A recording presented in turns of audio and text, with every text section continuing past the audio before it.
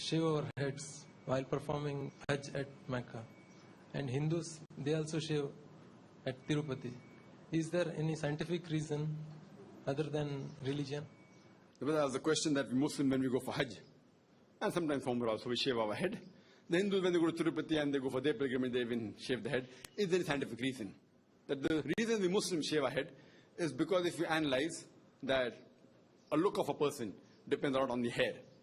Therefore, you have hairstylists, different types of hair, and then you have the pung style and this style. And even the ladies, that's the reason that Islam says that a woman should cover her head, because the beauty also lies in the hair, different hairstyles, etc.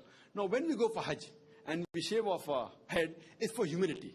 That for Allah subhanahu wa ta'ala's sake, we're humbling ourselves. So it is mainly for humility, not that Allah wants our hair. Allah doesn't require, even the animal we sacrifice, neither the blood, neither the meat goes to Allah subhanahu wa ta'ala. It's our piety. So we're shaving our head to show that we humble ourselves before our Creator. So that's a sign of humility. That for Allah's sake, we're ready to humble ourselves. That's the reason. Maybe that is a similar reason why the Hindus may be doing it. Maybe. But I mainly in my talk, people ask me, that why didn't I use these examples in my talk, similar to Hinduism and Islam? And I said, I'm talking about those similarities which are not known by the general public. And certain things may be a coincidence or may be a fact.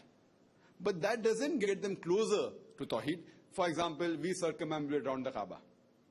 The Hindus all circumambulate around the statue. The reason we circumambulate is because it's the commandment of Allah subhanahu wa ta'ala and the Prophet.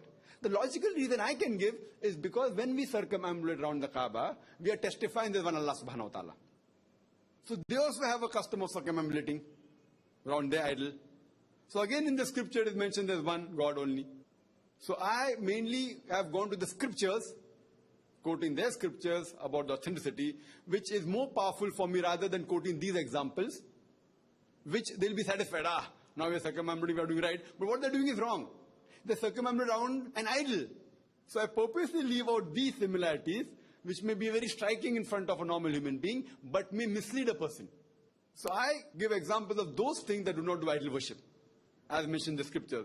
That's much more better to get them closer towards Islam, rather than mentioning these things like circumambulation or shaving the head, etc., which is a fact. So why we do, I'm giving the reason. It may have been the same reason there, but because they manipulated it with an idol, which is not the case in Islam, the moment I give that similarities, it may mislead a person. That is the reason in my talk, which is commonly known by many people. They may not have thought over it, but it's commonly known that when they circumambulate, they're circumambulating around an idol.